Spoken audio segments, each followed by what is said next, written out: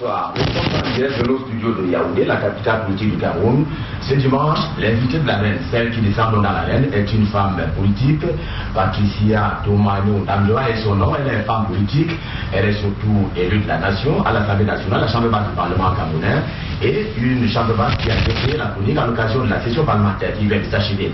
Elle est donc agricultrice, elle est homme politique, fétiche, femme politique, elle est également une femme qui a pignon sur la place camerounaise. Son parti politique est l'UDC, l'Union démocratique du Cameroun, et justement, le Noun est le département, le fief de cette formation politique. Découvrons, si vous voulez, redécouvrons nos protagonistes ce soir, c'est sous la plume de Delphine Fonkou. A tout de suite.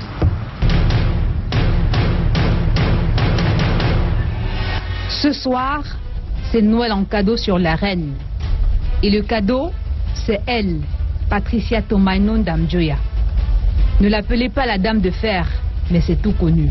Née en janvier 1969 à Yaoundé, Patricia Tomano Damjoya faisait déjà la politique avant sa naissance, puisqu'elle fera partie en 1991 aux côtés des tenants des libertés et droits politiques des marcheurs. Titulaire d'une maîtrise en droit public, cet entrepreneur devenu entrepreneur politique de premier plan aime le café, une passion qu'elle cultive et partage. Elle partage également l'écriture avec notamment ses deux ouvrages Coquelicot, de l'espoir dans lequel elle dit l'histoire de son grand-père, Angelo Tomano, mais aussi les élections bancales. C'est tout dire. Face à cette lionne indomptable de la politique, un lion de l'analyse sociopolitique, Soulé Onoyolo, grand reporter au quotidien Le Messager, il conseille aussi le directeur de la publication, une vingtaine d'années de fidélité et de loyauté. L'une des plus grandes gueules camerounaises. Attention surtout de le prendre pour le fou du roi.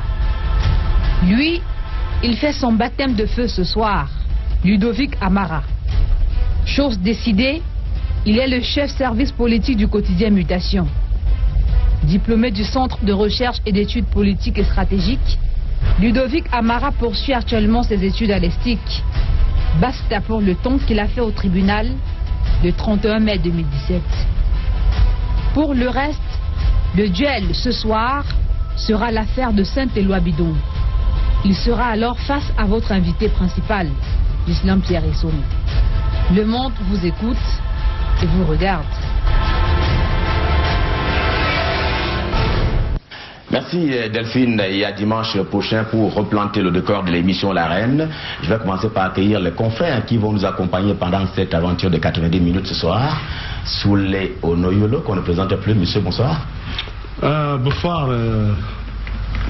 Je dois vous appeler monsieur ou bien je mets simplement Ghislain Pierre Essono? C'est à votre guise. Ok, bonsoir Ghislain Pierre Essono, et je voudrais quand même dire aussi bonsoir à un garçon, un excellent talentueux de l'outil internet qui s'appelle Cédric Fola. Je crois qu'il fait un très bon travail, il a l'habitude de vous suivre également. Je voudrais saluer, n'est-ce pas, tous les membres du forum Le Quatrième Pouvoir, avec l'excellent, n'est-ce pas, Apollon Aimé, je crois, Aimé Kana, Nganka, c'est comme ça. Mais je voudrais dire une chose, hein, parce que vous l'avez dit peut-être. Après les dédicaces? Non, je voulais dire, non, ça rentre. Je voulais dire une chose, parce qu'en ce moment, pendant que nous entrons en studio, il y a un débat qui a cours. Au forum communicateur PMA, où les gens pensent que nous ne sommes pas en direct. Je voulais leur dire que Amadou Bello, par exemple, a demandé de donner l'heure. Il est exactement 20h42. On peut avoir un problème d'une ou deux secondes, mais je crois que nous sommes à 20h42, moins de 20h45. Et en ce moment, je crois à l'honorable que vous présenterez, que nous avons attendu pendant quelques minutes parce qu'elle revenait de la fête du café à Fumban. La preuve c'est qu'elle a une tasse de café. J'imagine que nous aurons aussi le même café. Non, je ne vais pas introduire. Non, c'est simplement pour dire et rassurer les uns et les autres que nous sommes en direct et tout ce que je décris fait partie du direct. Tout à fait, c'est le décor que vous plantez si bien. Ludovic Amara, bonsoir. Bonsoir, vous êtes journaliste, chef du service politique au quotidien à Capitaux Privés et Mutation. Bienvenue dans les studios de Canal International. C'est la grande première pour vous. Baptême du feu, comme l'a précisé notre concert tout à l'heure. C'est un très grand plaisir pour moi de me retrouver ici. j'espère passer un moment très instructif avec l'honorable Ndamjoya. Et puisque vous parlez de l'honorable Tomaino Patricia Ndamjoya, je m'en vais immédiatement l'accueillir. Honorable, bonsoir. Vous allez préférer qu'on vous appelle député, honorable, quelle est l'appellation qui vous sied le mieux pour que tout le monde s'en habitue, s'en accoutume? Comme il vous siera. Bonsoir Monsieur Essono, bonsoir au panel et bonsoir à tous les téléspectateurs de Arène. Bienvenue, parce que c'est à tout un autre honneur. Vous êtes parti de Fumban ce matin. C'était pour la fête du café, de l'agriculture. En fait, je suis partie en début d'après-midi parce que c'était difficile pour moi, comme je vous l'avais dit. Depuis avant-hier, nous avons lancé la fête du café comme tous les ans. Cette année, le thème c'était The Test of the Harvest, c'est-à-dire goûter la récolte. Et donc, c'était à Fumbot et à Kotaba avec nos partenaires, le monastère. Hier, c'était à la plantation à Damjoya. Vous l'appelez Vous l'appelez Adamou Ndamjoya? Je vous dis que c'était à la plantation Adamou Ndamjoya. Le nom de la plantation. C'est une appellation. Donc nous avons visité les champs, on a vu les caféiers et découvert des unités de décortiquage de café. C'était très instructif. Il y avait beaucoup de participants qui sont privilégiés, c'est-à-dire les agriculteurs. Parce qu'en fait, c'est sensibiliser, les éduquer par rapport à des thèmes. Et bien sûr, on déguste beaucoup de café. Tout à fait. Bienvenue donc sur le plateau de l'Arène. Vous promettez de ne rien cacher ce soir, honorable, comme à l'accoutumée? Je ne sais pas ce que vous voulez que je cache, mais ça dépendra. Si vous voulez que je vous montre, je ne sais pas quoi, je ne sais pas si je pourrais vous le montrer. Donc, enfin, à la limite des choses montrables. Bienvenue dans l'arène, honorable. Ainsi, le décor est planté. On se retrouve juste derrière après cette transition pour engager les hostilités. À tout de suite pour la suite.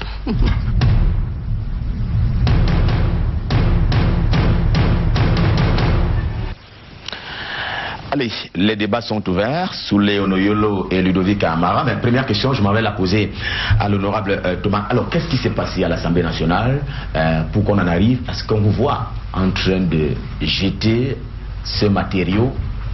D'abord, c'était dirigé contre qui, ce matériau? C'était pour exprimer quoi, honorable? Qu'est-ce qui s'est passé à l'Assemblée? Si vous le voulez bien, il est important que je plante les décors. Tout à fait, oui.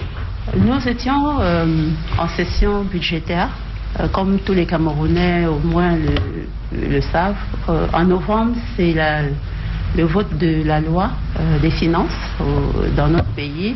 Nous avons 3 sessions par an et celle-là est consacrée au vote du budget. Et donc, nous étions à la séance plénière d'adoption du projet de la loi des finances.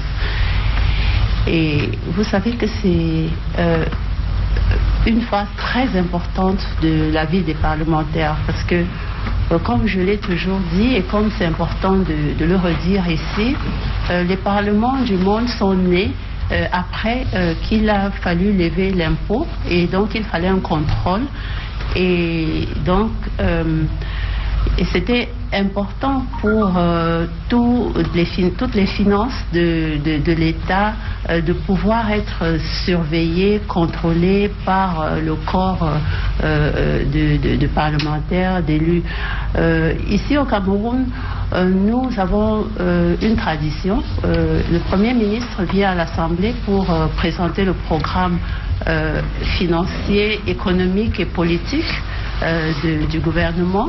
Et pour nous, cela participe un peu de l'information budgétaire un peu. Pourquoi? Parce que dans le fond, il y a des règles pour adopter un budget.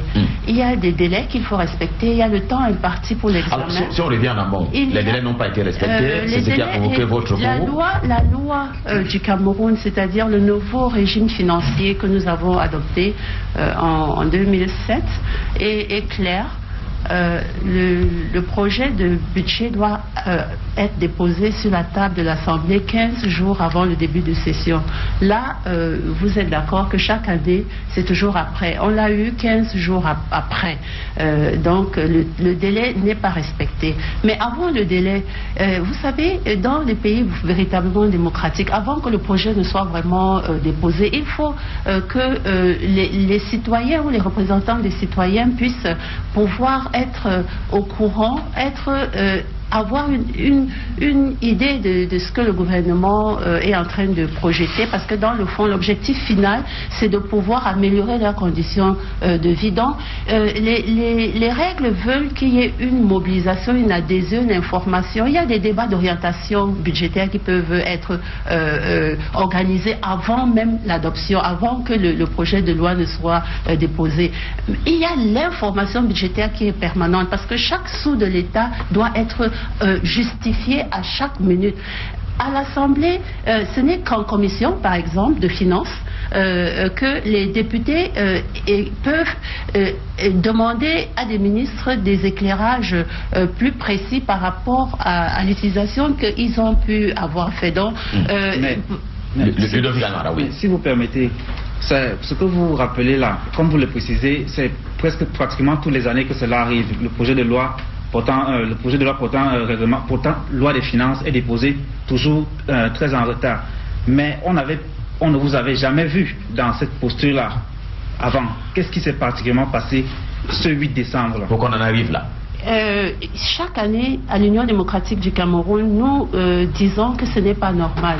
Donc, si vous nous suivez bien, vous pouvez témoigner du fait que nous disons toujours que les règles ne sont pas respectées.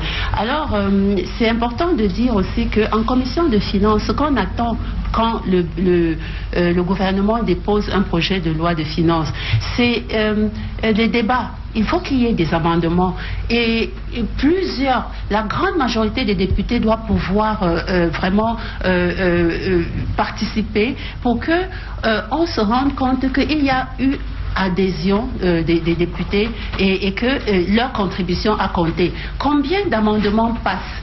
Quand on parle d'amendements en commission de loi de finances, c'est au vu de la forme et vu du fond. Je peux vous dire, et tous les spectateurs doivent être témoins, que l'UDC n'a jamais été membre de la commission de finances. Pourquoi? Parce que la commission de finances à l'Assemblée nationale est devenue comme une chasse gardée par le parti au pouvoir et ses amis, comme je peux dire. Et donc, c'est inadmissible. Nous avons dénoncé cela depuis le début. On a écrit au président depuis la législature dernière pour lui faire comprendre que c'est une violation de droit parlementaire que de ne pas permettre à un parti politique de pouvoir apporter sa contribution. L'Union démocratique du Cameroun est constante à l'Assemblée nationale depuis 20 ans et c'est inadmissible que la porte de la commission des finances, qui est une commission incontournable dans la vie du parlementaire, qu'elle lui soit refusée. Alors la plénière reste pour l'Union démocratique du Cameroun la seule vitrine pour apporter notre contribution, pour apporter et donc nous avions préparé cette contribution comme il est de coutume. Nous sommes préparés et si vos caméramans m'avaient suivi, vous pouvez comprendre comment de 16h30 quand on a ouvert les travaux par la lecture du rapport jusqu'à 20h30 nous étions en train d'apprêter notre communication parce que il fallait que on puisse interroger le gouvernement par rapport à Madame le député, j'avoue très sincèrement que vous avez commencé cette session, la dernière, n'est-ce pas, de votre législature, pas comme les autres, en vous insultant, en vous engueulant, en vous chosifiant, en vous offensant, en dansant et en chantant, et puis plus tard en vous lançant des chevalets et en vous blessant. Lorsque on a remarqué tout ça, qu'est-ce que vous voulez qu'on retienne, que le peuple électeur spectateur retienne du moment où c'est l'une des rares fois que vous faites, que le président de l'Assemblée nationale fait valider le projet ou bien la loi sur le budget, n'est-ce pas, au forceps sans qu'il y ait débat. Monsieur Souley, vous avez oublié que nous avons connu un incendie. C'était terrible pour nous, les parlementaires. C'est ça qui a compliqué tout. De subir déjà dès l'entrée un grave incendie. Moi, j'avais mon petit bureau au 7e et j'avais mes affaires dans le bureau. Donc, imaginez tout ce que l'Assemblée nationale peut avoir perdu. Il y avait les services liés au personnel, le budget. Vraiment, l'administration de l'Assemblée est partie en fumée. C'est très grave pour les archives d'un pays comme le Cameroun. Donc, on a commencé par là. Maintenant, quand vous parlez de chanter et d'insultes, il ne faut pas vous arrêter à cela. Il faut demander le pourquoi. Est-ce que vous êtes apaisanti pour savoir pourquoi est-ce que les députés étaient réduits à chanter, à danser? Pourquoi la députée que je suis a été réduite à mais dites-nous, c'est pourquoi? Pourquoi? À se séparer de son chevalet. Est-ce que c'est l'incendie qui vous a appelé? Est-ce que c'est l'incendie qui vous a fait perdre votre sixième sens? C'est inadmissible. Ce que je voudrais que les téléspectateurs retiennent, c'est que il y a un problème de jeu démocratique et républicain dans notre pays. Il y a toujours eu ce problème. Et donc, nous avons à l'Union démocratique du Cameroun la bonne foi. Quand nous venons, nous sommes élus de mission, comme on nous dit, et quand nous apportons notre politique de projet de société grâce auquel on nous a élus, parce que nous avons été élus sous la base d'un projet de société. Et dans notre projet de société, figure en bonne place la bonne marche de nos institutions. Honorable. Nous souhaitons que l'Assemblée nationale joue pleinement son rôle. Qu'est-ce qui vous a amené à vous affoler au point de lancer, n'est-ce pas, des chevalets? Si vous permettez que je continue l'histoire que j'ai commencée, j'étais très très concentrée quand notre collègue a terminé la lecture du rapport et donc le président, comme il est de coutume dans la procédure parlementaire, a ouvert la discussion générale. Immédiatement après, mes collègues et moi, nous avons demandé la parole. Et demander la parole à l'Assemblée, c'est prendre son chevalet et le tenir haut. Et remarquez que des fois, je suis la seule à demander la parole. Mais cette fois-ci, c'était tellement important pour nous que nous trois, nous avions demandé la parole. Ça n'arrive pas souvent. Alors, en même temps, je remarquais que les députés du RDPC ne demandaient pas la parole. J'étais un peu intriguée. Et le président du groupe parlementaire du SDF a demandé une motion d'ordre. En droit parlementaire, c'est clair, c'est dans le règlement intérieur. La motion d'ordre est prioritaire. Et donc le président lui a passé la parole. Il est passé au perchoir pour s'exprimer. Il s'est exprimé pendant plus de 10 minutes. Et je me souviens que nous avions toujours nos chevalets soulevés. Et je me souviens que le président a dit Monsieur l'honorable, votre temps de parole est achevé. Et à ce moment-là, je m'attendais à ce que le président puisse lui retirer la parole et donner la parole à un autre député. Nous n'étions pas les seuls à demander la parole. Il y avait le député qui est devant moi de MDC, qui demandait la parole et les députés de l'UPC aussi qui demandaient la parole. Au même moment, j'ai aperçu comme des applaudissements. J'ai cru percevoir des applaudissements des députés du RDPC avant même que le président ne déclare close les discussions, la discussion générale. Au même moment, il a déclaré que les discussions étaient closes et il a commencé à adopter la loi. Je n'en revenais pas. Et même quand il a adopté la loi, des fois, je me dis peut-être il n'a pas vu que nous étions en train de réclamer la parole. J'ai persisté. J'ai dit, Monsieur le Président, il a continué comme s'il n'entendait pas et après il a déclaré que la loi était adoptée et tous les députés du RDPC se sont mis à applaudir. Monsieur Essono, je suis député d'un parti politique. Je suis à l'Assemblée nationale, je suis porte-parole de ce parti politique. Nous sommes en train d'adopter la loi de finances, c'est-à-dire la loi qui va permettre l'amélioration des conditions de vie de notre population. Même comme nous ne sommes pas majoritaires, notre voix doit être entendue. Et donc, il est inadmissible que je sois en train de demander la parole et que je sois ignorée de la sorte. C'est inadmissible et nous n'avons pas accepté cela. Vous avez bien compris, je n'ai jamais intentionnellement visé qui que ce soit. Et d'ailleurs, ce serait intéressant, et j'espère que vous l'avez déjà fait, j'espère que vous avez entendu mon collègue, j'espère. Je ne suis pas en train de vous poser la question parce que c'est vous qui posez les questions ici, mais il serait très instructif pour tout le monde de lui demander ce qu'il a pensé et justement ce serait important pour la gouverne de tout le monde de savoir ce qu'il en pense. Parce que jusqu'aujourd'hui, j'ai entendu ses collègues qui sont... D'abord parce que j'ai entendu, juste après, j'ai été littéralement agressée par ses collègues. J'ai été littéralement le lendemain, quand le jour d'après, quand nous avions demandé à avoir notre conférence de presse là, qui était un café politique qui était prévu depuis longtemps et la question de ce qui s'était passé à l'Assemblée revenait sur le panel avec la crise anglophone, avec ce que nous entendions faire par rapport aux échéances de 2018. Les députés RDPC qui s'agitaient et apparemment sont allés demander au PAN d'interdire notre conférence de presse et le PAN l'a fait. C'est inadmissible, c'est encore là une question de violation de jeu démocratique. Vous avez jeté un chevalet dans une assemblée, dans un hémicycle qui avait plus de 100 personnes, plus de 150 députés. Qu'est-ce que vous escomptiez à ce moment-là? Il n'allait pas s'envoler ce chevalet? Le chevalet, quand on le regarde, on n'a pas l'impression qu'il peut apporter les dégâts que j'ai vu qu'il avait apportés. Ça veut dire que pour continuer, déjà, j'aimerais qu'à l'Assemblée, on change ces chevalets et qu'on puisse avoir peut-être des appareils électroniques comme dans toute Assemblée moderne. J'aimerais bien qu'on nous débarrasse de ces chevalets parce qu'on ne sait jamais ce qui peut advenir. Excusez-moi.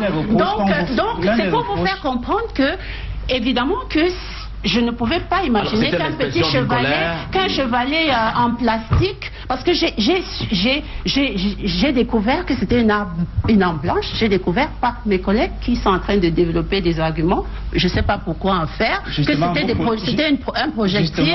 Alors, je vous ai demandé, j'ai blessé accidentellement une personne.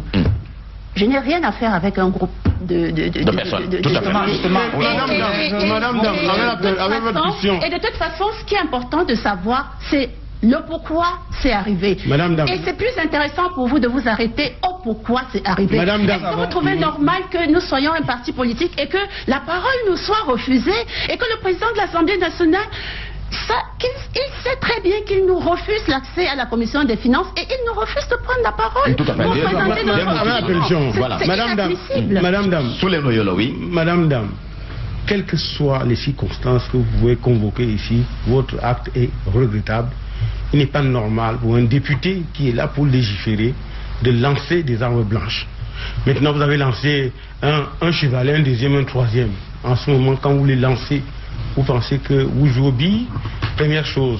Deuxième chose, pourquoi n'avoir pas fait simple pour rentrer, pour devenir célèbre, de vous tourner, n'est-ce pas, et balancer cela sur la figure du président qui conduisait les travaux? Quand vous serez à l'Assemblée nationale, Monsieur Soleil, je crois que... Je n'ai pas encore l'intention, je voudrais que vous répondiez. Je suis désolée, vous répondez à mes questions. Je ne peux pas commander ce que je n'avais pas prévu. Si j'avais pensé à cela, si j'avais pensé à une mise en scène, je pense que nous n'en serions pas là. Je suis désolée, mais je n'ai jamais imaginé que cette séance plénière allait... Mais pourquoi n'avoir pas balancé cela au président de l'Assemblée nationale? Ce que je voudrais dire ici à la gouverne de vous, c'est que les violences psychologiques et morales que nous, députés de l'Union démocratique du Cameroun, nous subissons dans cette Assemblée nationale, elle est plus que ces genres de violences, quand bien même elle est accidentelle. Monsieur Soleil, c'est des tortures morales que nous subissons. Alors, non, la question n'est pas là. La question la question n'est pas là. La question n'est pas là. Remonter un peu la vérité Posez-vous la question de savoir pourquoi est-ce qu'on en est arrivé là. Pourquoi des victimes qui nous ont rien fait? Ce sont des... Les députés... Ce sont des dégâts collatéraux. Si vous voulez appeler ça collatéraux, il y en a qui, je ne sais pas quoi, ont trouvé des raisons de tout sens. Ça, je suis incapable de freiner l'imagination de tout le monde. Lors de votre conférence, je vous ai dit, la violence que nous, députés de l'Union démocratique, nous avons entendu dans cette assemblée, c'est plus que ça. Vous avez bien compris. Nous avons entendu. Ce que nous voulons dire, c'est qu'en réalité, c'est député Richard Wallan qui reçoit cette affaire. Encore que vous dites que vous ne savez pas que c'est une arme, ça pouvait se transformer en une arme blanche, mais vous avez un coup de force dans, je ne sais pas si c'est le lancer ou bien la lancer, les uns et les autres me diront. Mais une chose est sûre, madame, un député ne vient pas à l'Assemblée pour faire cet acte de violence. Un député ne vient pas pour figurer. Je ne suis pas là pour la figuration, je suis désolée. Oui, mais attendez, madame, vous n'êtes pas là pour blesser les députés. Je suis victime de blessures tous les jours dans cette... Je peux vous dire... Attendez, donc vous rendez coup pour coup alors? Je peux vous énumérer déjà des blessures. Est-ce que vous les permettez? Non, elle ne m'a pas permis de poser ma question. Allez-y, monsieur. Si jamais elle peut le permettre. Bien sûr, nous sommes là pour ça. Ok, je voudrais quand même dire, pour vous rassurer, que on peut être totalement d'accord avec vous sur l'impression du ras-le-bol, ou alors parce que vous avez travaillé dans un environnement très difficile. Mais j'aurais souhaité, vous avez dit lors de votre café politique avorté, j'étais là, que vous, contrairement à ce que les députés RDPC pensaient, vous avez présenté des excuses, vous avez regretté cet acte. Je souhaiterais que vous le disiez ici, puisque la reine vous le permet. Vous demandez pardon au peuple. Je suis désolée. Qui vous a le RDPC élu et qui n'a pas voulu. Au peuple camerounais, y compris moi. Et je peux donc vous ne demandez pas pardon. Vous n'êtes pas le député Wallan, je suis désolée. Je l'ai fait. Non, demandez pardon au peuple spectateur qui vous a élu. C'est de demander pardon pour tout le mal qu'il fait au peuple camerounais et à tout le mal qu'il nous fait en tant qu'Union démocratique du Cameroun. Vous n'êtes pas M. Wallan. Je vous ai demandé d'aller interroger M. Wallan et de lui demander ce qu'il en pense. Et je vais me tenir devant celui-là que j'ai blessé parce que j'ai affaire à lui, tout seul. On va aborder également d'autres éléments en termes de bilan. Je n'ai rien à faire avec mes collègues du RDPC. Je n'ai rien à faire avec des personnes qui se sont levées pour applaudir une loi de finances qui n'a pas été discutée en Assemblée. Je n'ai rien à faire avec des députés RDPC qui demandent à l'Assemblée encore 20 ans. Encore 20 ans pour en faire quoi, monsieur Amara? Je n'ai rien à faire avec ce corps de députés. Je vais vous dire qu'il y avait deux sortes de députés RDPC. Il y en avait qui sont venus me dire, madame, nous comprenons votre colère. Je leur ai dit, vous comprenez ma colère, mais je vous ai vu tout à l'heure vous lever et vous applaudir. Et applaudir, nous ne fonctionnons pas pareil. Moi, je ne fonctionne pas comme vous, je suis désolée. J'apprécie que vous veniez me dire que vous me comprenez. Et d'ailleurs, c'est pour vous dire que même dans ce corps de RDPC, les opinions sont divergentes. Allez, très bien. Ludovic Amara, on reviendra tout à l'heure après la transition pour d'autres aspects qui ont également intéressé les députés à l'Assemblée nationale par rapport à cette session parlementaire qui vient de mettre la clé sur le paillasson. On va évidemment évoquer d'autres sujets qui ont également meublé la tenue de cette session parlementaire, mais ce sera juste après cette transition. Le temps pour nous d'accueillir derrière Karen Mezatia qui est déjà royalement installée. Ce sera pour mes préférences. À tout de suite.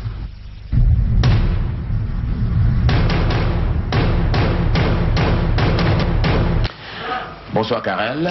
Bonsoir Gislain Pierre-Essonneau. Tout sourit parce que au regard des débats qui courent depuis quelques minutes, vous étiez tout sourire. Ah oui, j'étais tout sourire parce que je vais apporter la bonne humeur et surtout je vais détendre un petit peu notre invité. C'est ça mon rôle aussi dans l'émission. Vous êtes donc face à l'honorable Tomaino Patricia Ndamjoya. Bonsoir. Bonsoir Madame Karel. Merci de m'accueillir avec ce sourire. Le sourire, il est gratuit, comme mon président le dit souvent, et donc on le partage à l'Union démocratique du Cameroun. D'accord. Je constate que vous avez votre bol de café. Vous ne vous séparez pas du tout de votre café. Hein. Je suis désolée de vous dire qu'aujourd'hui, c'est une gentille demoiselle qui m'a fait une infusion de tilleul menthe parce que je voulais boire quelque chose de chaud. J'ai voyagé pendant 6 heures de temps dans des conditions pas très faciles et donc avant de venir, j'avais besoin d'avoir quelque chose de chaud. Je lui ai demandé si je peux avoir quelque chose de chaud, café ou tisane. Elle a choisi de me faire la tisane, donc c'est une tisane que je suis en train de... Merci de m'avoir permis de continuer à boire ma tisane. Vous auriez pu dire que c'est pas permis dans votre... mais c'est important pour moi. Mais vous consommez quand même du café camerounais puisque vous avez une plantation de café. Bien sûr, nous sommes engagés dans la stratégie de relance de la filière depuis 2009 en tant qu'acteur, producteur, et notre objectif c'est de pouvoir faire en sorte que le Cameroun ait du café en qualité et en quantité. Et nous savons que le café du Cameroun est excellent.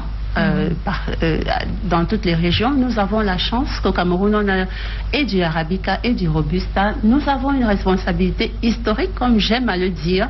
Le café est arrivé au Cameroun au début du XXe siècle, en 1900. Le Cameroun était le premier pays en Afrique centrale et en Afrique de l'Est à avoir du café. Il était le premier pays.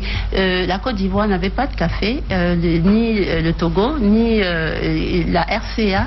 Le Cameroun était le seul avec les pays d'Afrique de l'Est. Donc aujourd'hui, c'est pas normal que notre production puisse baisser.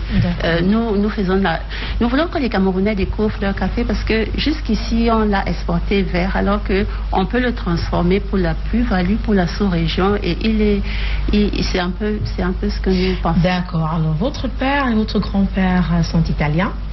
Alors, si je vous demandais de choisir entre un plat de spaghetti et de l'autre côté, un mets de njapche, je crois que ça vient de la région, ça vient de nos frères, du côté de nos frères Bamoun, vous choisirez quoi? Mon grand-père est italien, il a été fait prisonnier de guerre. Et il est arrivé au Cameroun pendant la Deuxième Guerre mondiale. Et c'est le père de ma mère. Il a été acheminé par Fort Lamy jusqu'à Fumban parce que avant que la guerre ne finisse, on gardait les prisonniers de guerre et il faisait des travaux. Donc c'est comme ça qu'il a rencontré ma grand-mère et il a eu ma mère et mon oncle. Et donc mon grand-père, il faisait son couscous. Je me souviens, il mettait du sel dans le couscous et un peu d'huile. Chez les Bamoun, on ne met pas de sel et on ne met pas d'huile.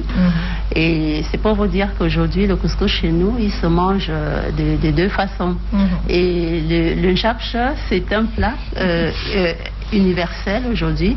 Et il est légume, il est très bon, il est très apprécié. Voilà, le spaghetti, c'est un plat italien international. Et si je te demandais de choisir, ça veut dire entre le spaghetti et le njapche, le spaghetti, le njapche, c'est les deux, je n'ai pas à choisir. Je pense que les deux me vont parfaitement. Ça dépend de mes humeurs, ça dépend des quantités, ça dépend de la préparation. D'accord. Ça dépend de tout, ça dépend de... J'aime bien les faire moi-même. Du moment où je les fais moi-même, je pense que j'aime avoir l'étape avec tout, c'est-à-dire avec du couscous, du njapche, du spaghetti, de tout ce que vous voulez. C'est un peu comme ça. D'accord, vous avez des origines italiennes. Est-ce qu'il vous arrive de consommer du bon vin qui n'est pas consommé par nos frères Bamoun, faisant allusion à la religion? Je ne sais pas où est-ce que vous voulez en venir, mais j'avais très bien fait comprendre à monsieur Essono que tout ce qui concerne ma vie privée, déjà je vous ai répondu parce que il s'agit d'art culinaire et tout, mais je pense que ce que je mange, on parle de vos goûts, je n'ai pas à le partager ici. Et ma religion, comme je le dis souvent, je suis une femme de foi. Et je traduis ma foi dans les faits. C'est ce que j'aime dire. D'accord. Ma foi, que vous n'aimez pas du vin, vous ne consommez pas. Je ne sais pas pourquoi est-ce que vous décidez que je ne consomme pas du vin, mais je vous l'ai dit ici, ça ne regarde vraiment pas les téléspectateurs. Je ne pense pas que ça puisse leur apporter quoi que ce soit. Malheureusement, c'est ma rubrique. C'est ça aussi, côté jardin. C'est découvrir qu'est-ce qu'on a en face de nous. Moi, je préfère qu'on me découvre plus tard. J'ai besoin d'être une femme par rapport à ce que je fais.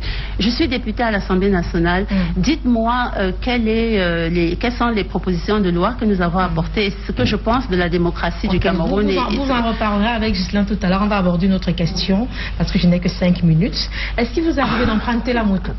Parfois. La moto? Oui. Vous savez, je crois que ma dernière mission au Burkina Faso m'amène, parce que j'ai pris beaucoup de photos, à faire une séance de travail avec les femmes de ma circonscription pour leur montrer comment au Burkina, à Ouagadougou, les femmes vont à bicyclette, les femmes vont à moto. Et des fois, je vous avoue que quand je suis dans ma voiture et je n'arrive pas à arriver à l'heure à l'Assemblée parce qu'il y a plein d'embouteillages, je me demande si, et j'ai pensé plusieurs fois que je pouvais y aller à moto. Ce serait plus facile, c'est-à-dire j'arriverai et j'arriverai plus à l'heure. Et je sais qu'il n'y aura pas beaucoup de couloirs pour les motos. Peut-être ce serait une façon d'amener ceux qui sont chargés des routes de pouvoir concevoir des aménagements pour les bicyclettes et pour les motos. Je pense que de plus en plus il faut revenir sur des routes où on peut aller à bicyclette, on peut aller à moto, parce que c'est infernal de pouvoir vraiment arriver à l'heure à Yaoundé par rapport aux embouteillages. Il y a beaucoup de voitures, il n'y a pas de route. À moto, peut-être on se faufilerait mieux. D'accord. Une dernière pour la route. Je vois que le temps qui m'est imparti est déjà achevé. Une dernière pour la route. Je voudrais qu'on aborde un peu l'aspect goût vestimentaire. C'est quoi, goût vestimentaire? Là, je porte un châle parce que je me disais que c'est le soir et puis dans votre studio, il va faire froid. C'est ça que je me suis... Et généralement, je suis frileuse, donc je pense que je fais toujours tout pour me couvrir pour ne pas avoir froid.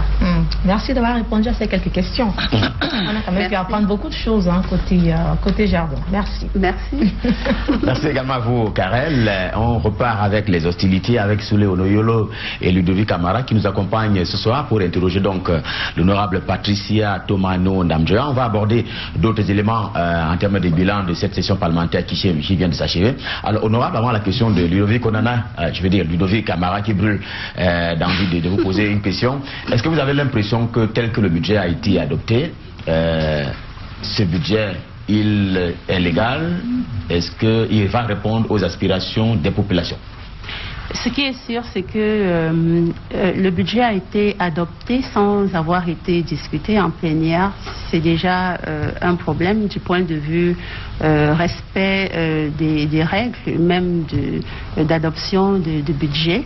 Et donc, il vaut mieux déjà respecter les lois qui nous gouvernent. Parce que nous sommes dans un pays, dans une république, nous avons un gouvernement, nous avons ce gouvernement qui est incarné par, qui représente le pouvoir exécutif, il y a un pouvoir législatif qui a son rôle à jouer, il y a le pouvoir judiciaire. Donc, si nous ne respectons pas les règles, déjà, ça fausse la donne. On part sur des mauvaises bases.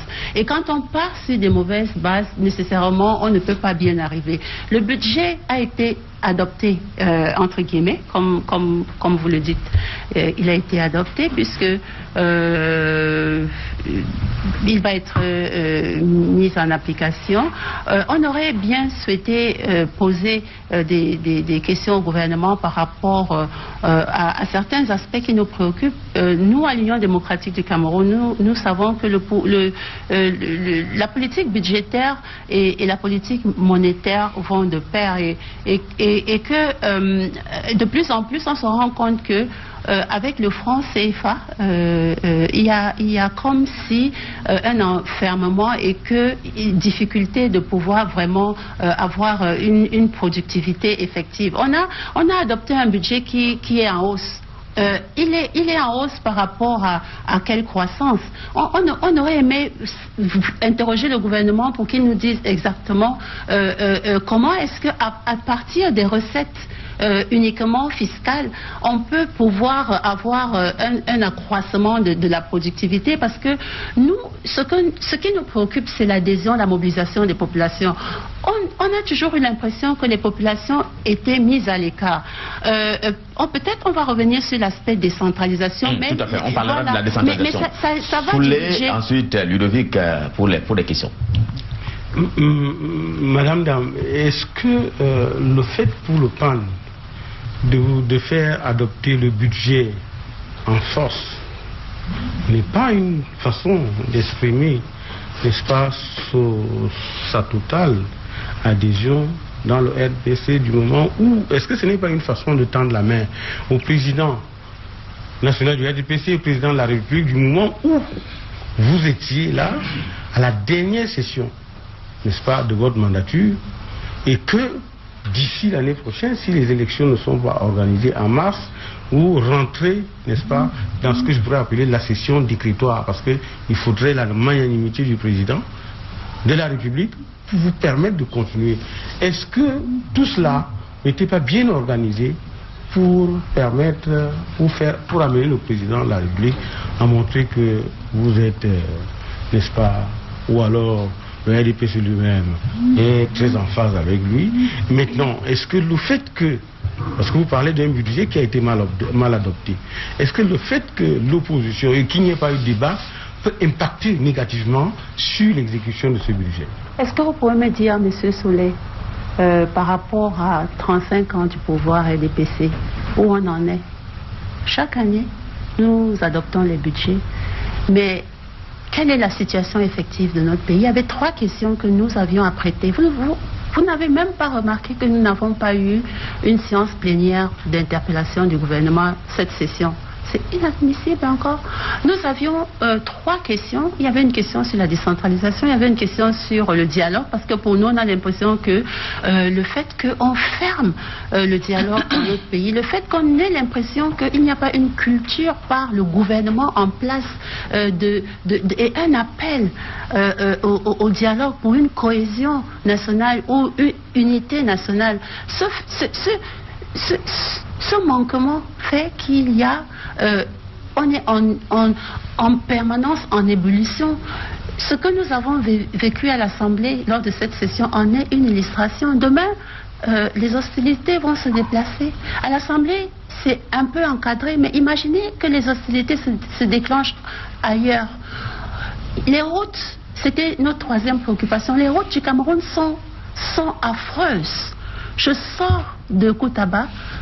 Avant-hier, j'étais à Kounden, parce que dès qu'on a terminé la session, en tant que président du comité départemental de budget d'investissement public, je devais aller à Kounden, une station d'élevage, pour une descente qu'on avait prévue depuis longtemps. Je ne peux pas vous dire dans quelles conditions les routes sont.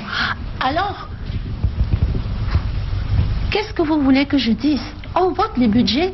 Les plans prioritaires, les projets, c'est des urgences en urgence. Il y a des lois rectificatives qui viennent remettre en cause ces budgets.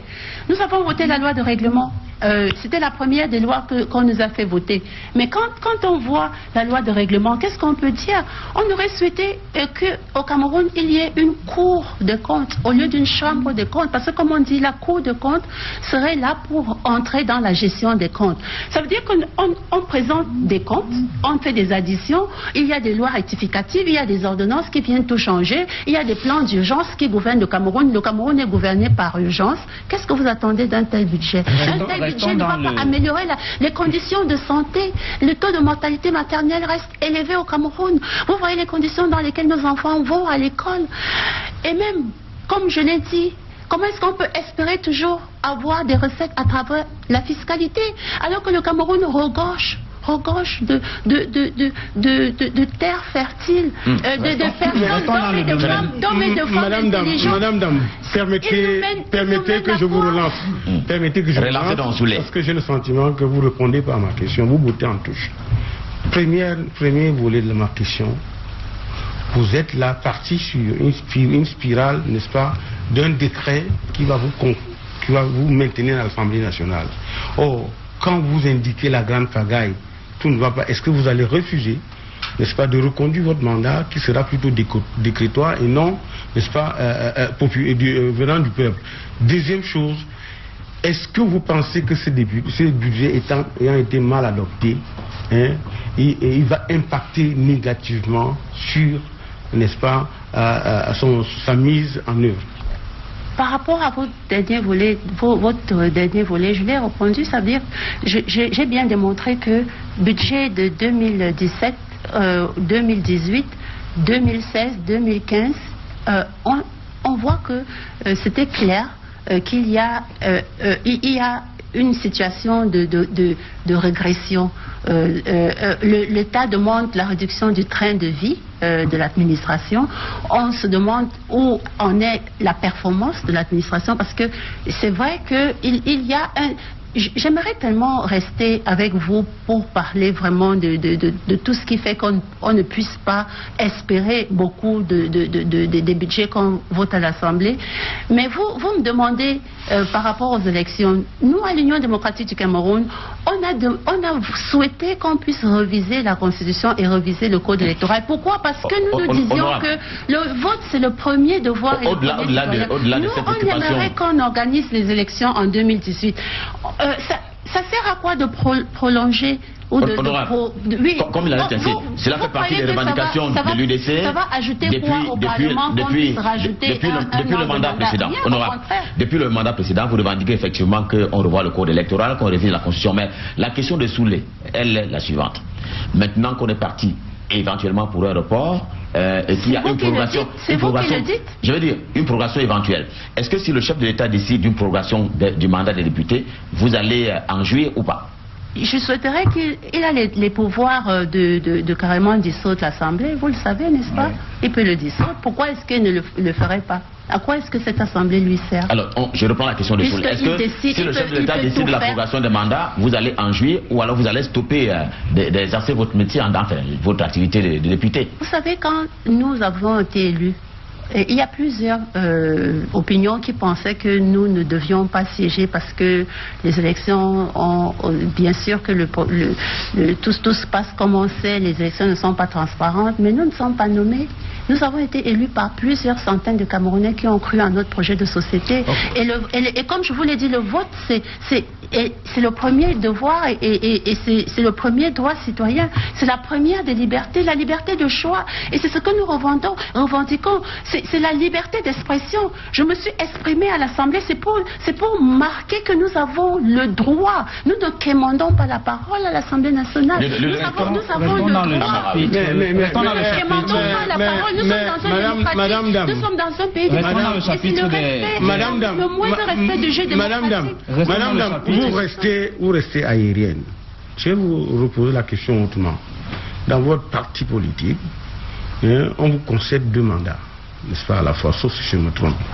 Je crois que vous n'êtes pas militant de l'Union démocratique du Cameroun et il faut vous rapprocher de notre parti. Le président national a fait 2 mandats, de notre parti pour prendre ce genre de décision. Je ne sais pas, c'est vous qui décidez maintenant que le président national de l'UDC, parmi les choses qui l'ont poussé à rester maire, il était question, vous avez oublié que de respecter les dispositions. Attendez, n'oubliez pas que c'est vous qui avez dit partout qu'il n'a fait 2 mandats que parce qu'on avait au Cameroun pris une loi qui interdisait le cumul. C'est pour ça qu'il n'est plus revenu à l'Assemblée. Vous avez abandonné cette thèse-là. Non, je ne pas des textes de votre parti. Vous pouvez me dire lesquelles dispositions de l'UDC demandent de se limiter à 2 mandats? Si je comprends bien, vous allez continuer même après 2 mandats. Je ne sais pas. Parce que je n'ai jamais su que ma personne allait devenir députée à l'Assemblée nationale. J'ai été investie par un parti politique. Et les modes d'investiture à l'UDC, il faut vous rapprocher de l'Union démocratique du Cameroun pour savoir comment est-ce qu'on est investi. Et je peux vous le dire. Nous, c'est les investitures à la base. Qu'on soit appelé à être conseiller municipal ou député, je crois, on est... On tolère les méthodes de passe-passe entre Monsieur le Président national, votre époux, et vous-même, son épouse. On tolère ça. Avant que je ne sois députée à l'Assemblée nationale, il y avait des femmes qui n'étaient pas des épouses du Président national. Vous ne répondez pas à la question. Vous le remplacez. Je suis à l'Assemblée nationale, pas parce que Monsieur le Président a bien voulu me porter de sa chambre ou de sa cuisine pour me mettre sur la chaise à l'Assemblée nationale, mais je suis députée parce que j'ai été élue. J'ai été tête de liste. Et cela est clair. Et ma liste l'a remporté contre tout ce que vous pouvez imaginer qui s'est passé dans ma circonscription. Ludovic Amara a une question honorable. Peut-être une question, hein, l'élection présidentielle arrive là. Qui sera candidat pour le compte de l'UDC? Et ce que je dis souvent, c'est que s'il y avait des messieurs comme le président Ndamjoya qui étaient favorables pour que leur épouse sorte de leur maison pour venir occuper des sièges à l'Assemblée nationale, je pense qu'il y aurait beaucoup plus de femmes aux instances de prise de décision. Donc c'est des messieurs comme ça qu'il faut encourager. Parce que c'est rare de voir des personnes qui font venir qui sortent leurs épouses de leur maison pour qu'elles puissent s'exprimer quand elles le veulent. C'est pas une obligation, mais si une épouse a des velléités de faire de la politique, je pense qu'il faut la laisser le faire. Alors, honorable, avant la question de Ludovic Amara, on s'en va vers une élection présidentielle. Vous êtes le porte-parole de l'Union démocratique du Cameroun. Qui sera candidat pour ce parti lors de l'élection présidentielle? C'est vous-même? Comme à l'Union démocratique du Cameroun, nous le disons toujours, un parti politique est là pour conquérir et exercer le pouvoir. C'est vraiment le but des formations politiques. Donc, le pouvoir se conquiert à travers les élections. C'est la voie par excellence de conquête des élections, l'alternance démocratique. Donc, évidemment que nous préparons à toutes les élections et nous disons toujours, même si les élections sont organisées pour le lendemain 18 décembre, nous sommes prêts parce que en fait c'est notre mobile. Je vais embrayer sur la question de Ghislaine Pierre. L'Union démocratique du Cameroun aura un candidat pour les élections et des candidats, qu'elles soient législatives, municipales, sénatoriales. En mai 2016 seront élus parce que pour nous souhaitons, et nous l'avons dit dans notre avant-projet de constitution, tous les sénateurs doivent être élus. Tout à fait, comme les députés. En mai 2016, je vais embrayer sur la question de Ghislaine Pierre-Sono. En mai 2016, la 6e convention nationale de l'UDC a porté de nouveau le président Adamou Ndamjoya à la tête du parti pour 5 ans. Il devrait être naturellement, si on s'en tient à ce que vous dites, le candidat à la présidentielle, le candidat de l'UDC à la présidentielle 2018. Alors, après les élections de 92, de 2004, de 2011, où le candidat Ndamjoya n'a pas pu passer la barre des 5%, est-ce que des 5% de voix, est-ce que vous pensez que il est encore, le candidat de l'UDC est encore crédible pour conquérir le pouvoir, comme vous le dites? Merci, Monsieur Amara. J'apprécie que vous reveniez sur les assises de notre convention de 2016. C'était vraiment un moment important et je voudrais partager ici le thème qui nous conduit et qui nous guide. C'est le chemin des héritages du contemporain, du devenir, de l'environnement pour le développement humanisant durable. Ça, c'est toute une philosophie. Et donc, quand on dit le chemin des héritages, on doit partir de quelque part des expériences de notre culture, de nos traditions, pour s'asseoir, parce que c'est ça qui fait notre lit. On vit le présent, il faut améliorer les conditions, il faut voir autour de nous, parce que le devenir, comme nous le disons, c'est une dynamique, et on met l'être humain au centre de toutes nos préoccupations. L'environnement doit compter pour nous.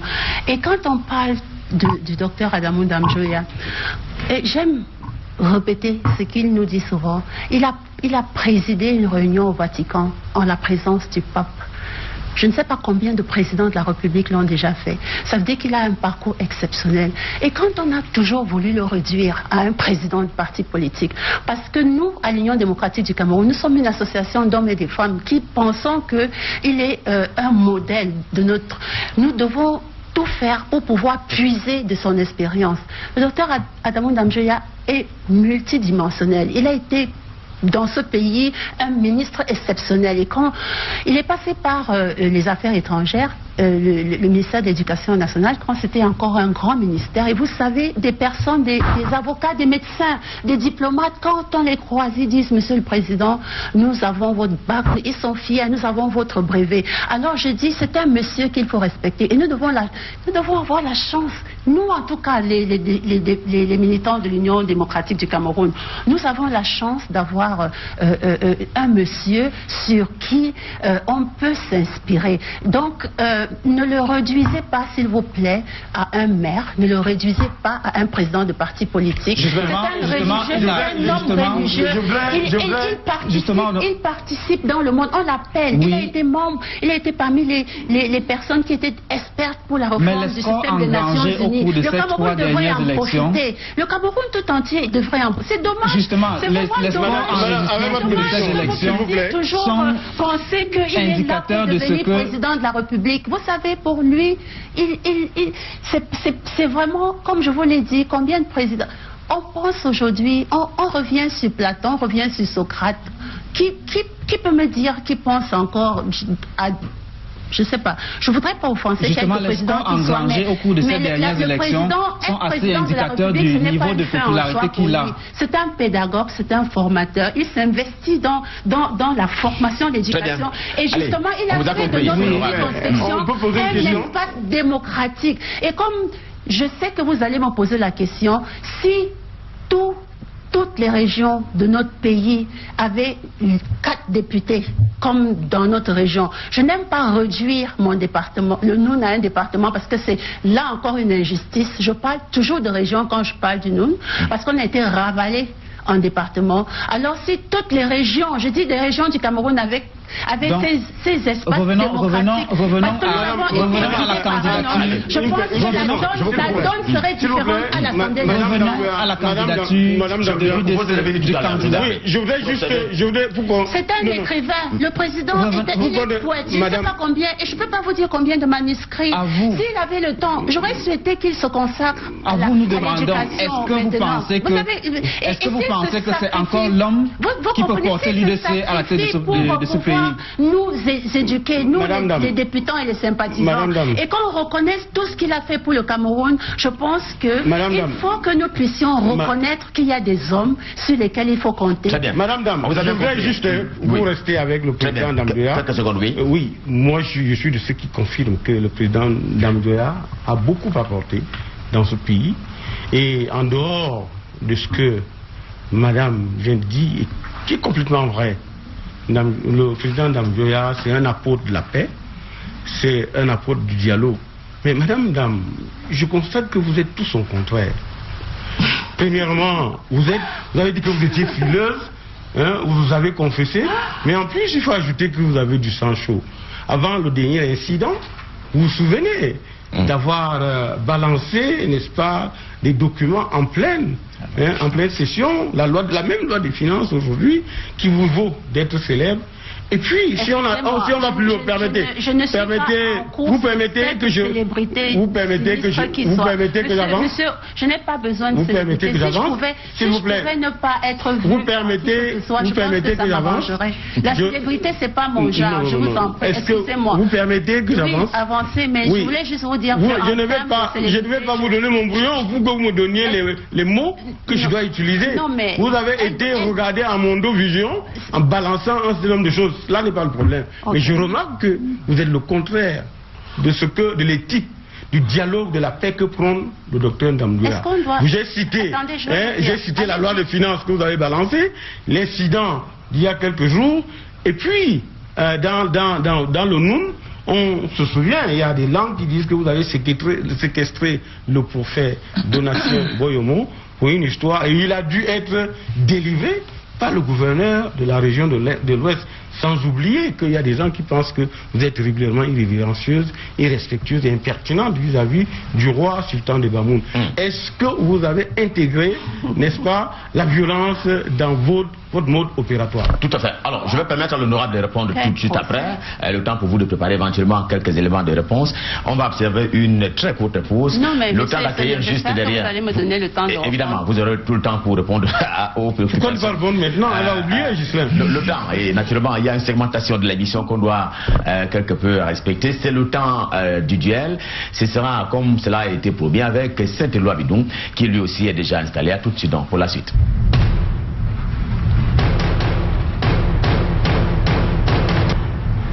Saint-Éloi Bidon, bonsoir. Vous êtes premier adjoint au maire de Yaoundé 6e. C'est l'un des arrondissements de la cité capitale Yaoundé.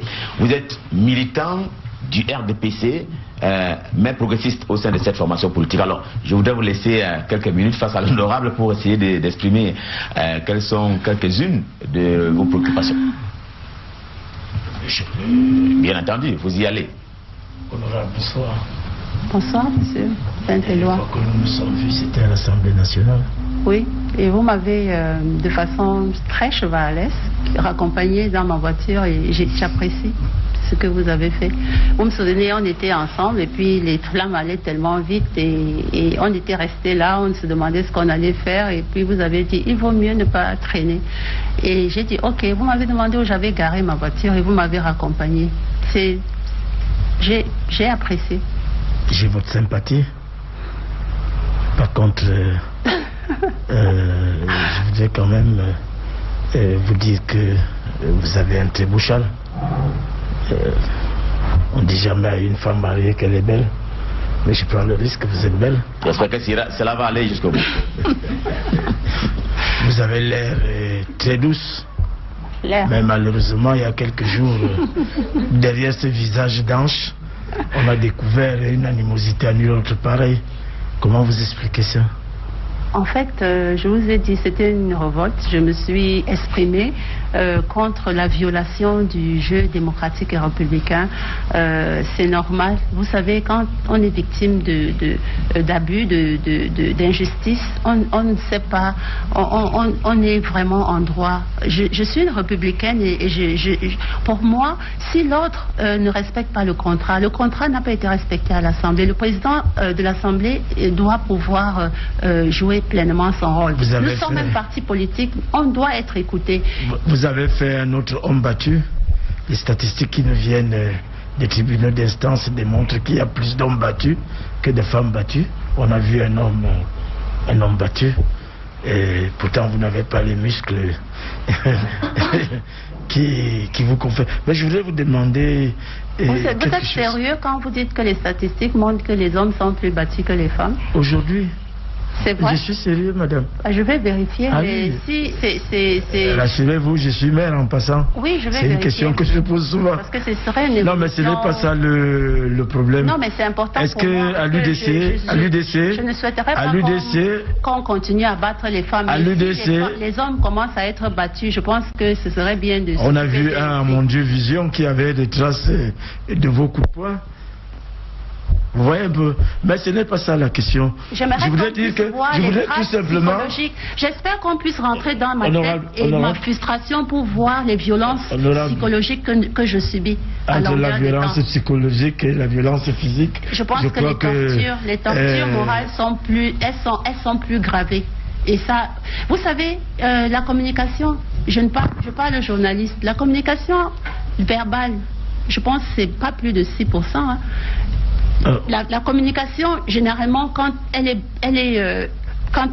on s'exprime de façon, comme vous l'avez vu, elle est plus significative. C'est un sujet périphérique pour ce soir. Okay. Tout ce que je me rends compte à la différence du RDPC, on vous a entendu crier à corps et à cri, les militants de votre parti, c'est vrai qu'ils ne sont pas très nombreux. Il y a vous, il y a votre mari, il y a mon ami Koukpita Damou. Je ne sais pas s'il y en a plus que ça. Non, laissez-moi vous poser la question. Je voudrais juste vous demander. Je voudrais juste vous demander. Plusieurs centaines de militants et de sympathisants qui nous ont élus. Parce que c'est pas seulement les militants qui nous la réputation s'obtient sur les coups de poing, vous comprenez que vous avez gagné. Il y a plus de 300 partis politiques dans ce pays. Mais combien sont présents dans les communes? Nous gérons les communes. Nous sommes au pouvoir. Et être représentés à l'Assemblée nationale, il faut respecter ceux qui nous ont envoyés. Donc ne nous réduisez pas à rien. Je sais que c'est ça a toujours été votre... Véhiculons les commodités de langage. Vous savez, si vous parlez, je ne vous écoute pas. Je suis désolée, mais moi, vous savez pourquoi je vous écoute? Me permettre de vous dire tout simplement parce que vous êtes tout seul dans le RDPC. Vous savez, le RDPC, c'est l'administration. Vous êtes élus très, très nombreux, entre guillemets, parce que vous avez beaucoup... Les CAM doivent être révisés. Ça ne vous dit rien que je me tienne quand vous parlez? Les préfets ne doivent pas voter pour vous, les urnes. Donc, vous êtes une véritable peau de chagrin. Vous avez le pouvoir... Honorable, ça ne vous dit rien que je ne dise rien? Je suis vous savez, quand on est en train de dialoguer... Ne dites pas que l'Union démocratique la personne du que vous avez en face de vous ne veut pas vous écouter, arrêtez-vous pour l'écouter. Peut-être vous comprendrez pourquoi elle ne vous écoute pas. Je voudrais tout simplement vous dire, honorable. Parce que vous avez le pouvoir avec vous et c'est parce que vous voulez être nommé, c'est parce que tous les responsables de ce pays veulent être dans le parti du président de la République qui est président de parti politique. Et nous, à l'Union démocratique du Cameroun, dans notre test justement, monsieur Vous avez vu le sens de la démocratie à l'UDC? Si nous, on ne permet pas qu'on nous dise. J'étais en train de vous poser une question, madame. Est-ce que vous avez bien compris que vous, vos militants, vos soi-disant militants ne sont pas des militants et que le jour où vous n'aurez plus le pouvoir dans ce pays, on va les compter? En attendant qu'on n'ait plus le pouvoir, nous sommes au pouvoir et nous avons des militants. De toute façon, je voulais juste vous dire, madame, qu'on a vu l'UDC, votre mari et vous, crier à corps et à cri à l'alternance au RDPC. À l'alternance au RDPC. Est-ce que vous pensez à l'alternance dans votre parti? Les mauvaises langues disent que le parti est dirigé sur un Tédoré. Est-ce que vous pensez à l'alternance? L'alternance démocratique, la transition pacifique, un gouvernement qui tient vraiment compte des changements, des mutations sociopolitiques. C'est dans notre projet de société. Et ce que je voudrais vous faire comprendre, c'est de ne jamais confondre un président de la République. Vous avez combien de mandats, madame? Et un président de parti politique. Parce qu'un président de la République êtes à votre 40e mandat. Une mission constitutionnelle. Article 5 de la Constitution du Cameroun. Il a les pouvoirs. On lève l'impôt pour lui. Il a les moyens de l'État. Il a toute une armée pour lui. Il a une administration. Un président de parti politique, c'est une personne avec une association de sympathisants. Vous pensez que le président de l'UDC constitue encore un gage d'alternance, madame? Monsieur. Madame, est-ce que vous pensez que le président de l'UDC constitue un gage d'alternance pour la jeunesse?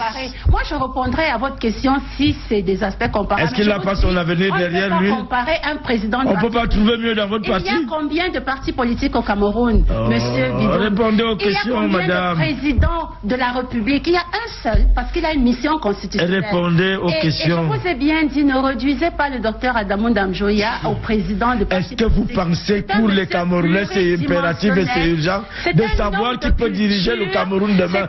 Est-ce que vous pensez qu'à l'UDC il n'y a pas mieux et on ne peut pas trouver mieux? Le RDPC a toujours voulu enterrer les intellectuels dans ce pays et je crois que vous, aujourd'hui avec la crise anglophone, aujourd'hui avec tout ce qui se passe dans notre pays, vous êtes dépassés. Nous allons arriver à la crise anglophone, madame. Vous savez bien, vous rendez à l'évidence que vous pensez... le pouvoir c'est pas pour le pouvoir. Le pouvoir c'est pour rendre. Moi j'ai l'intime conviction que vous pouvez constituer un gage d'alternance, madame. Oui, le pouvoir c'est pour rendre dans ce parti politique vertueuse et heureuse. Le pouvoir c'est pas pour une clique d'amis qui se passent des postes et honorable, qui troublent vraiment. J'espère que vous vous souvenez que l'UDC a voté. Alors je vous dis, c'est dommage. Ne continuez pas à traîner le Cameroun dans la boue. Monsieur Bilon n'est pas avec votre parti. Madame honorable, est-ce que vous vous souvenez que l'UDC a voté pour qu'il n'y ait pas la limitation de mandat au Cameroun? Vous vous souvenez de ça? À l'Union démocratique du Cameroun, nous vous avons invité au 26e anniversaire de la tripartite. Vous n'avez même pas osé répondre présent. Au 26e anniversaire de la tripartite, c'était pour vous mettre. Est-ce que vous vous souvenez que l'UDC, vous qui étiez à l'Assemblée, vous avez voté pour la non-limitation de mandat constitutionnelle sur la table. Et grâce à l'Union démocratique du Cameroun, on a pu limiter le mandat à 5 ans. Et comme vous n'étiez pas d'accord, vous êtes revenu sur cette limitation en 2008. Et vous avez voté. Il fallait qu'on puisse voter 18.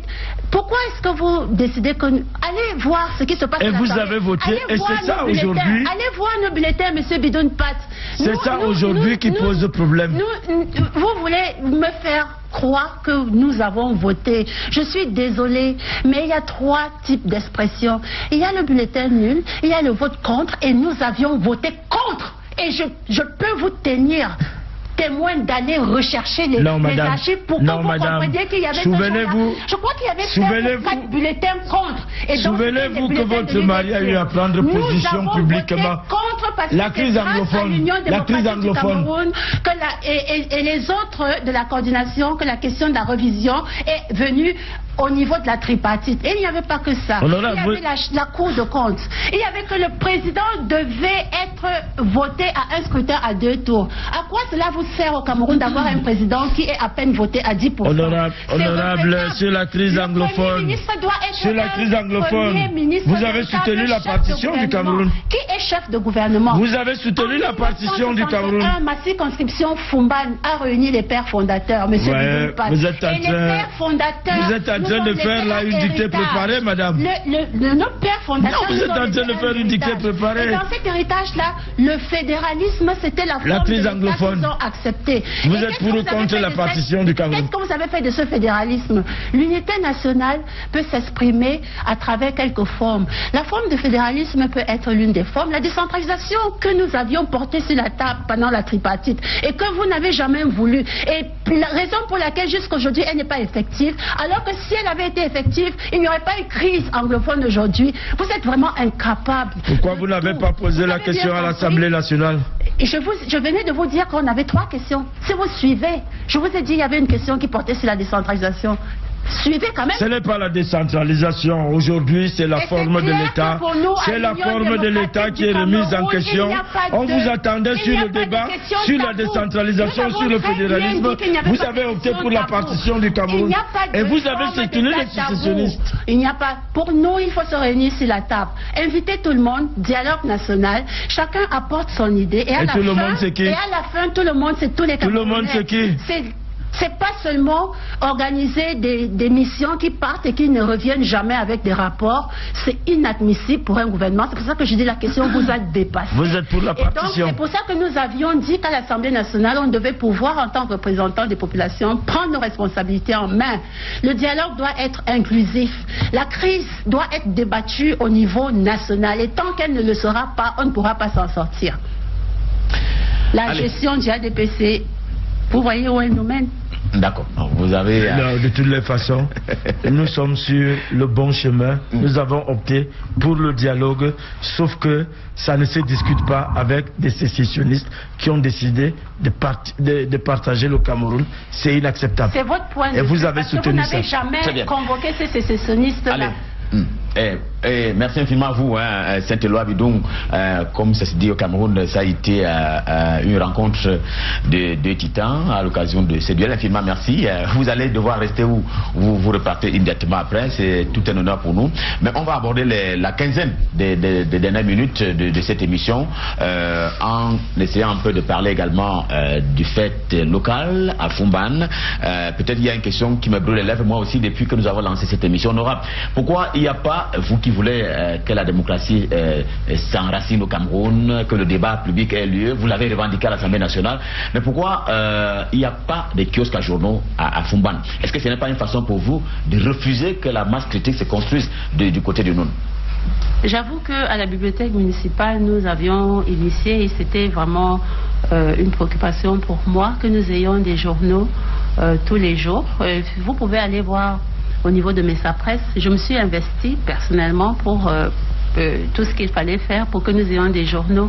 Et malheureusement, il s'est trouvé que la gestion des journaux était... Cela arrange l'UDC. La gestion des journaux... beaucoup de gens n'ouvrent pas... ne s'ouvrent pas... De toute façon, aujourd'hui, les Camerounais, à travers les réseaux sociaux, sont tellement informés que ce n'est pas parce que nous n'avons pas... Nous n'avons pas que... Il y a des kiosques, bien sûr, à Fumban. Les journaux arrivent très en retard. C'est pas parce que c'est l'UDC qui veut. Il n'y a pas de route, il n'y a pas, comme je vous l'ai dit, on peut bien avoir la volonté d'apporter tout ce qu'il faut, mais il y a un problème de gestion. Mais vous pouvez être rassurés, il y a l'information qui passe à travers les réseaux sociaux. Et nous écrivons, nous avons des pêches communales, nous avons le terroir, nous avons CTU Info, et nous partageons l'information à tout le monde, pas seulement aux militants de l'UDC. Et pour nous, en tant que parti politique qui met l'éducation et la sensibilisation des populations, la pédagogie, nous formons nos militants. Et évidemment, savoir-faire, savoir-être. Savoir, c'est la connaissance et les lectures. Dans nos unités, Monsieur Essono, dans nos unités à la base, dans les quartiers, notre plan d'action veut qu'il y ait des bibliothèques. Alors, c'est pas à nous que vous allez parler de l'importance de la lecture. Je voudrais qu'on reste sur les propositions de révision de la Constitution de l'UDC. Mais avant, je voudrais poser une question. L'UDC est pour la création d'une région du Noun. Pourquoi? On a ravalé notre région en département. Oui. À l'époque coloniale, il y avait 2 régions dans le Noun. Il y avait la région Bamileke qui avait pour chef-lieu Tchang, et il y avait la région Bamoun qui avait pour chef-lieu, Fumban. Comment est-ce que vous pouvez m'expliquer aujourd'hui qu'il y ait 7 départements dans la région Bamileke et que dans la région Bamoun, on se retrouve avec un département? Et quand c'est comme ça, évidemment, il y a une injustice flagrante. Combien de députés ils ont de l'autre côté par rapport à nous? Combien de mairies ils ont de l'autre côté? Quand chaque année on vote le budget de l'État, ne serait-ce que la représentation au niveau des services déconcentrés de l'État, il y a combien de délégations de l'autre côté? Chez nous, les délégués ne font pas le tour du Noun parce qu'ils trouvent que c'est trop loin, ils n'ont pas assez de voitures, ils n'ont pas assez de moyens, parce que pour aller de Fumban à Massangam, le prix à payer, c'est presque le prix pour aller de Fumban à Douala. Et vous êtes déjà posé la question de savoir pourquoi est-ce que on n'a pas évolué en région, en plusieurs départements, M. Amara. Ce préalable étant posé, je voudrais en venir à l'une de vos propositions de révision de la Constitution. La première, celle qui voudrait qu'on supprime de la loi fondamentale les termes autochtones et minorités. Alors, expliquez-nous un peu comment vous, d'un côté, vous voulez que ces termes d'autochtones et de minorités soient supprimés de la Constitution, et d'un autre, vous voulez que la région du Noun soit érigée en sanctuaire du peuple Bamoun. Comment est-ce que vous conciliez ces deux? Je ne comprends pas votre expression de sanctuaire du peuple Bamoun. Vous voulez que la région du Noun soit érigée en région. Enfin, le département du Noun, autant pour moi, soit érigé. Je vous ai dit qu'on nous a ravalé. Donc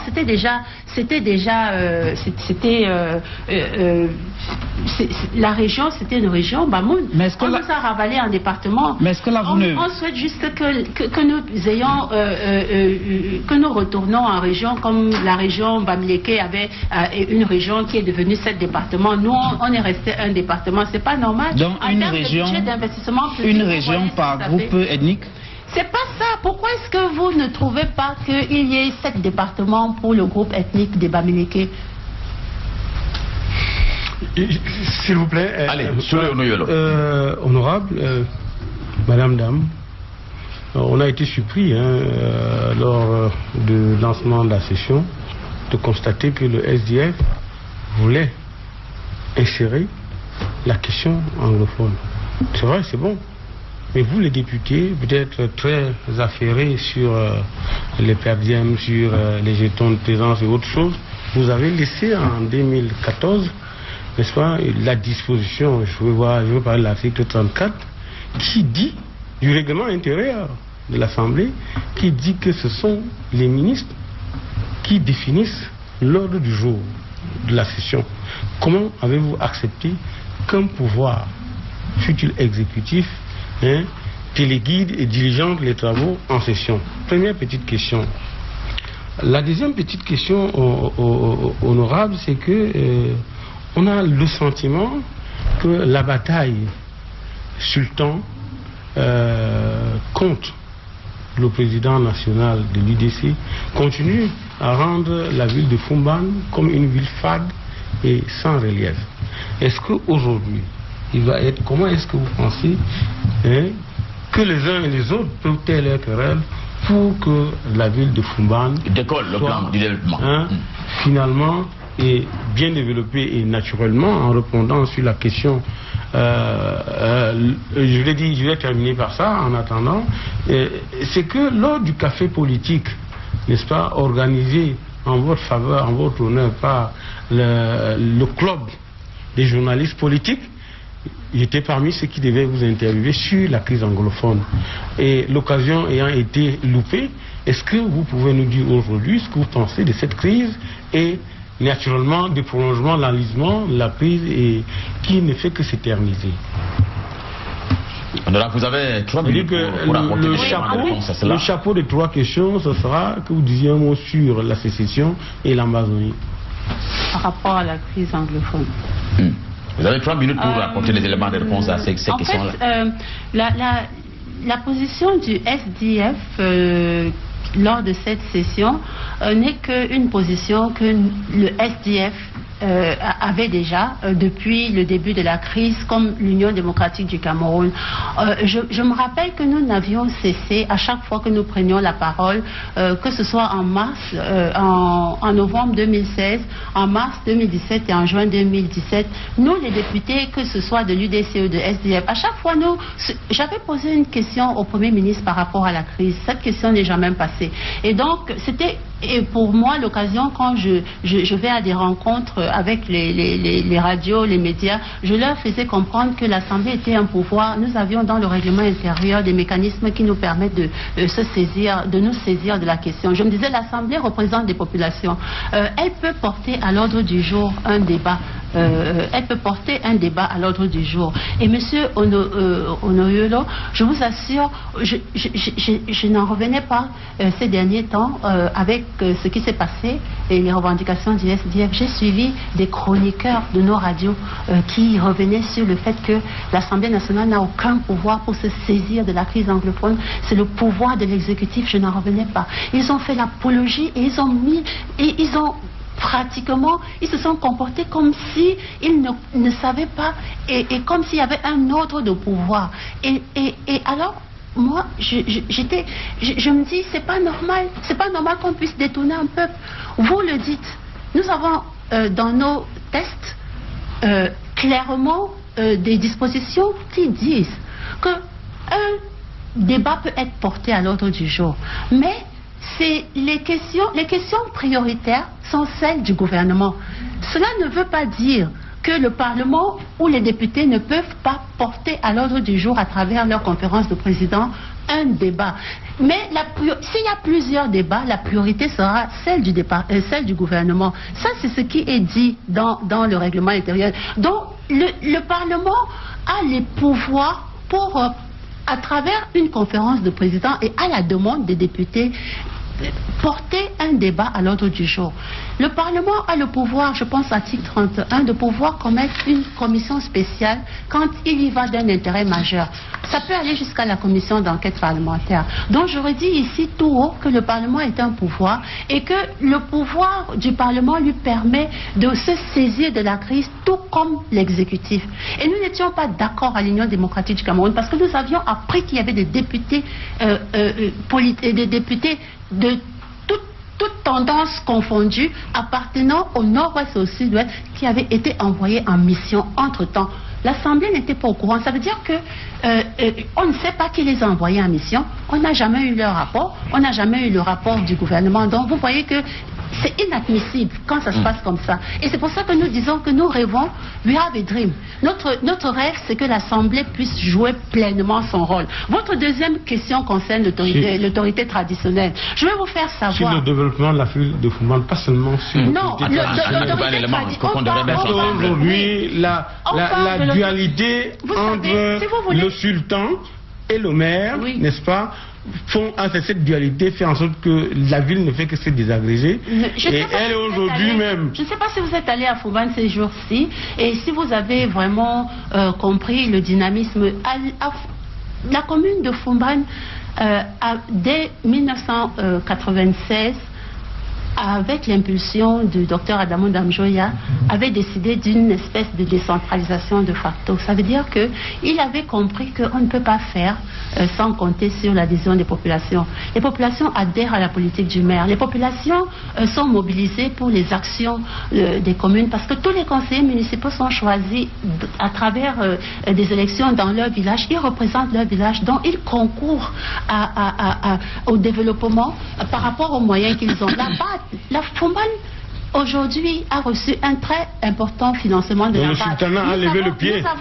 Nous avons l'eau à Fumban, nous avons l'électricité à Fumban. Ces 2 derniers jours, si vous regardez même dans les réseaux sociaux, vous allez voir qu'il y a des équipements importants qui sont arrivés par rapport à la voirie municipale et c'est ce qui était un problème pour nous.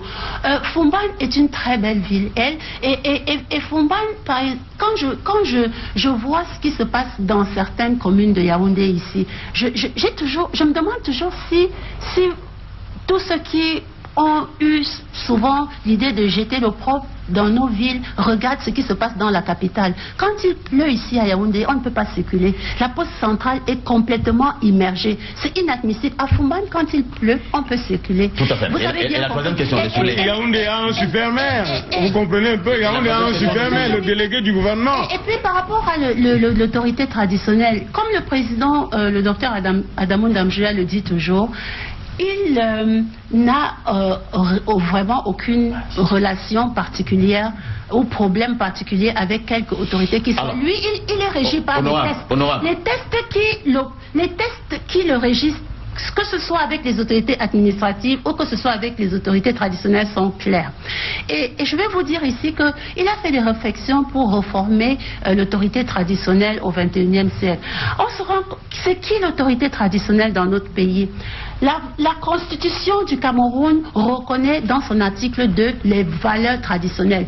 Il n'est stipulé dans la Constitution nulle part autorité traditionnelle. Par contre, on parle de formation politique dans la Constitution. Article 3.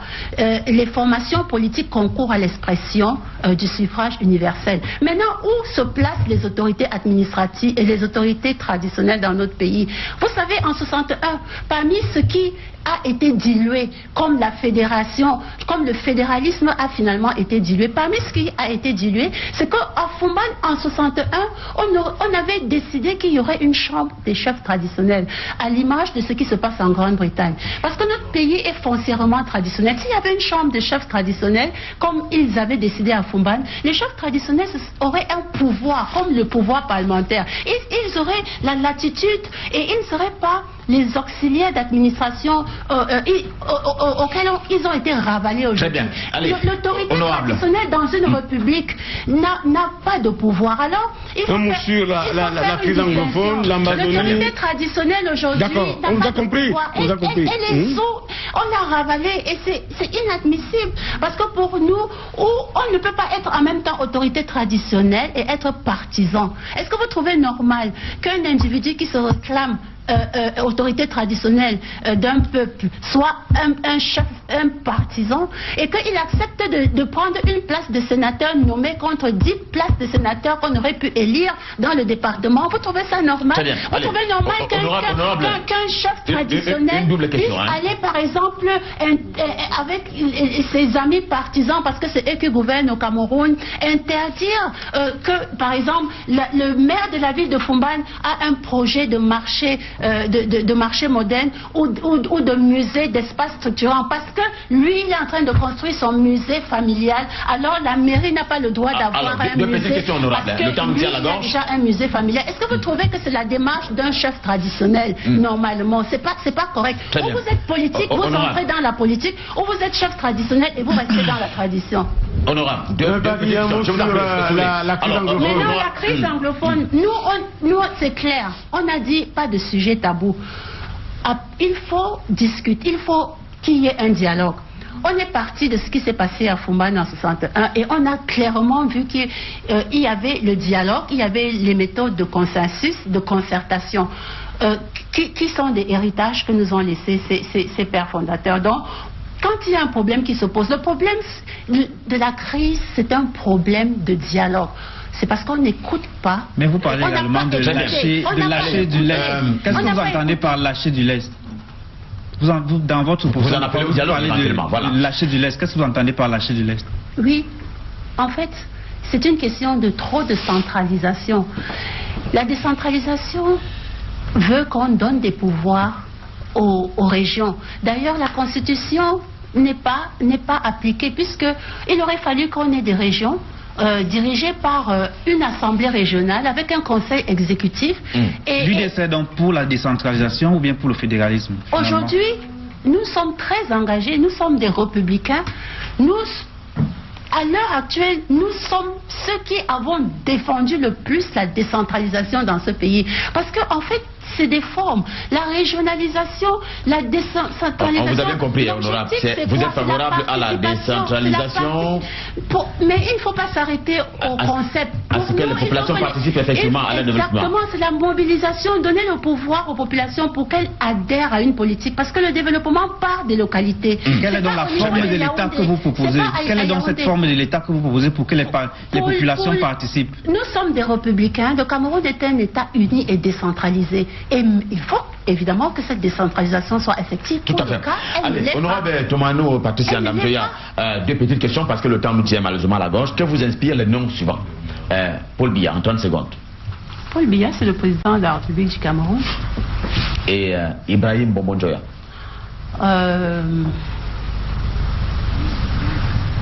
C'est une personnalité de ce pays. Et c'est tout? Oui. Le sultan roi de Bamoun. Je suis une républicaine et je suis députée dans une circonscription. Et je viens de vous dire que pour moi, les autorités traditionnelles qui veulent bien qu'on puisse adhérer librement à leur autorité, qu'elles puissent se départir du chapeau partisan. Très bien. On va essayer, c'est un exercice qui nous conduit vers la fin de cette émission. Ce sera la synthèse tout à l'heure d'Alain Ghislain Kanga. C'est tout de suite avec cette annonce, après cette respiration.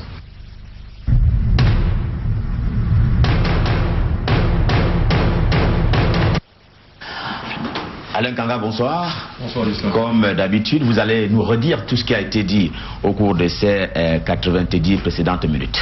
Alors, je vais commencer par dire bonsoir à Patricia Ndamjoya. Bonsoir, monsieur Alain Kanga. Alors, ce qu'on retient de vos échanges, la commission des finances est une chasse gardée du parti au pouvoir et l'UDC n'en fait pas partie, ce que vous avez jugé de pas normal. Votre voix n'a pas été entendue lors de l'adoption de la loi des finances, ce qui a causé votre courroux et votre geste, et vous n'avez jamais visé intentionnellement quelqu'un. D'ailleurs, vous voulez qu'on change les chevalets de l'Assemblée nationale à la place des appareils électroniques, comme ça se voit ailleurs. Vous n'avez pas à demander pardon à l'antenne, mais à monsieur Walang, et c'est plutôt le RDPC qui doit demander pardon pour tout le mal qu'il inflige au peuple. Comment accroître la productivité par rapport au nouveau budget adopté? C'est la question que vous auriez aimé poser lors de cette session. L'UDC aurait souhaité avoir une cour des comptes au lieu d'une chambre de comptes. On ne peut rien attendre de ce budget. Si le chef de l'État décide de la progression des activités des députés, vous ne savez pas si vous continuerez. Vous êtes député parce que vous avez été élu et non par une simple volonté du président national de l'UDC. L'UDC aura un candidat pour les élections 2018 et même si elle commence demain, vous dites être prêt. Le docteur Adamou Ndamjoya est un homme exceptionnel qui a présidé une cérémonie au Vatican en présence du pape. L'avez-vous encensé pour le Cameroun? Et vous pensez que le Cameroun devrait en profiter? L'UDC ne se réduit pas à son président. Le pouvoir n'est pas une clique d'amis qui se passent les postes, pour faire référence au RDPC. Sur la révision constitutionnelle, l'UDC a voté contre. Le dialogue doit être inclusif. Tant que la crise anglophone n'est pas débattue à l'Assemblée nationale, il y aura toujours un problème. Savoir, savoir-faire, savoir-être. C'est sur ce triptyque que repose la mission de votre parti politique, l'UDC. Et pour terminer avec vos préférences, vous consommez du café camerounais, vous l'avez qualifié d'excellent, votre grand-père est italien, il faisait du couscous avec du sel. Entre le spaghetti et le njapche, vous n'avez pas à choisir. Vous êtes une femme de foi, avez-vous fait savoir, frileuse que vous êtes, vous faites toujours tout pour ne pas avoir froid. Et je vais terminer par cette phrase: le sourire est gratuit et à l'UDC on le partage. Merci infiniment à vous, Alain Kanga. Vous partagez complètement tout ce qui a été dit et c'est des applaudissements qui prouvent bien que vous avez été, vous vous êtes reconnu en les propos qu'il a si bien résumé. Honorable, vous avez un mot à dire ou alors vous vous taisez à jamais? I prefer to do as you want. If you want me to keep quiet, I will do it. Okay? Ça c'est pour faire un clin d'œil aux Camerounais des zones anglophones.